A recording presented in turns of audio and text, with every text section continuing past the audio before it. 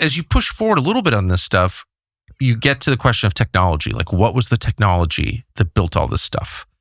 It wasn't bronze hand tools. No.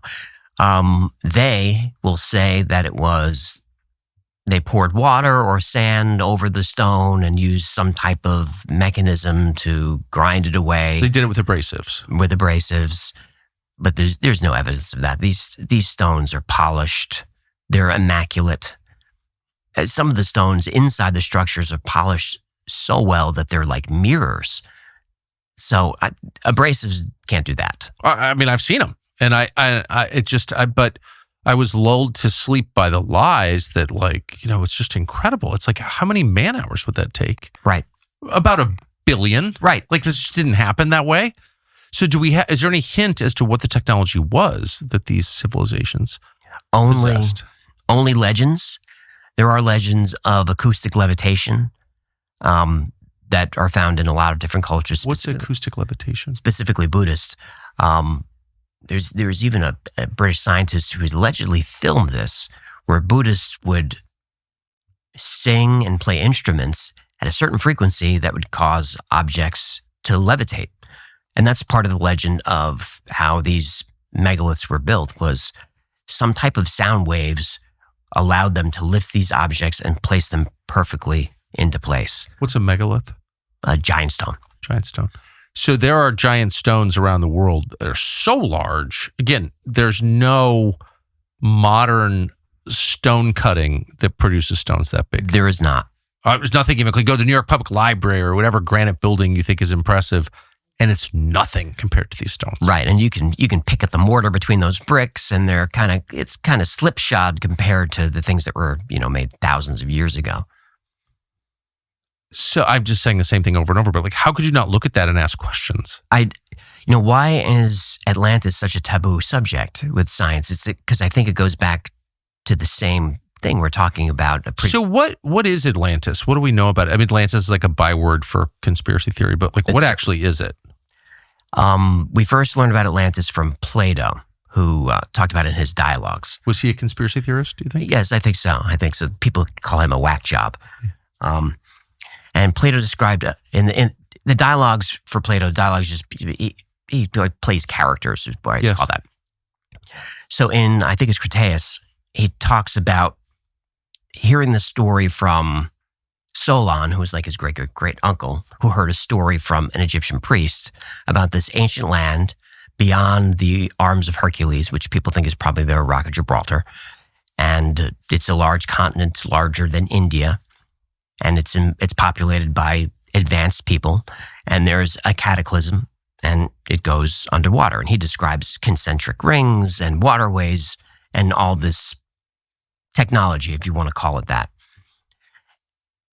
And what's interesting about Atlantis, a lot of people don't talk about this, is in Critias too, which is Plato's telling of it. He's writing about Atlantis, and he stops mid-sentence. And that's the end of it. There's no more. There's no more writing about Atlantis. So that's the earliest story we have of it. And there are strange structures around the world that could indicate maybe Atlantis. The Eye of the Sahara is a very interesting structure. I don't think that's it. It's also called the Rishat structure. I don't know if you've seen this. It's in Western Africa. If you look at it, it's concentric rings. Is it underwater? No. And it's concentric rings, and it looks like it fits the description. Now, someone like Randall Carlson, who's a paleohydrologist, which I learned was a thing, says it's not. And I tend to believe him because it's built more like a dome, and it's been above water for millions of years. So it's probably not it, but it's worth looking at. But there are places like the Bimini Road, which are very hard to explain. That's in the Bahamas. It's long. These are right angles that are submerged underwater. There's something that looks like a city buried under Cuba that's definitely been there for 20,000 years. In the water? Underwater. And the Yanaguni Monument off of Japan, we've got these giant... It's an amazing thing. These are all right angles. In shallow water. Yes, in shallow water. It's like an underwater temple off Japan in like 12 feet of water or something, You can dive it, yeah. But it's if you start talking about these things, you're a kook. And that, well, it's on video and you can watch it. And the official position, correct me please if I'm wrong, but the official position of the Japanese government is rock formations. Yes, rock. That's it. Rock formation is natural. No. Like it's this elaborate, non-natural, non-random building. I'll give you one right angle. I'll let you have one right angle. I won't let you have two. I can't. Two? Well, there are a lot. But there's a lot. And this was discovered pretty recently by fishermen or something. It was. Wow, it's just absolutely amazing. Okay, so here's what we've established. We've established that our view of prehistory is completely just wrong because the physical remains of these civilizations prove our theories wrong. This couldn't happen. We know that world governments, not simply ours, but others, Japanese in this case, seem to be very committed to stopping questions about this, halting curiosity, shaming people, maybe worse. So is it fair to say that there were civilizations in some ways as advanced as ours tens of thousands of years ago? I can't make that leap. I'd like to, but I can't make that leap because I feel like there would be evidence of that.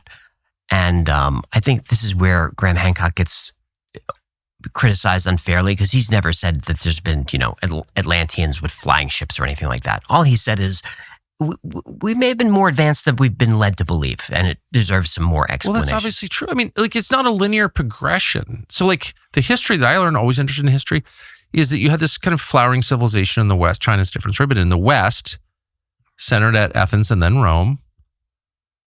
And then Rome fell in the 5th century, and you had this thing called the Dark Ages, where we stopped building aqueducts and steam baths. And then it reemerged during the Renaissance. But basically, it was like a linear progression from the caves to the moonshot. Just like technology building on itself, human civilization becoming ever more complex. But it was in a straight line. But that's just clearly not true. No, and certainly not in Egypt, where we have basically nothing, and then suddenly we have hieroglyphics and astronomy and all, and mathematics. Everybody knows the Pythagorean theorem. Everybody knows that. Pythagoras learned that in Egypt. He's credited with that, but that's Egyptian mathematics. Alexandria Library. That's correct, yes. So, Which leads us back to Aristotle, which back to Plato. Just to be clear, the current occupants of Egypt, the Egyptians, are not, I don't think, related to the ancient Egyptians. Is that fair to say?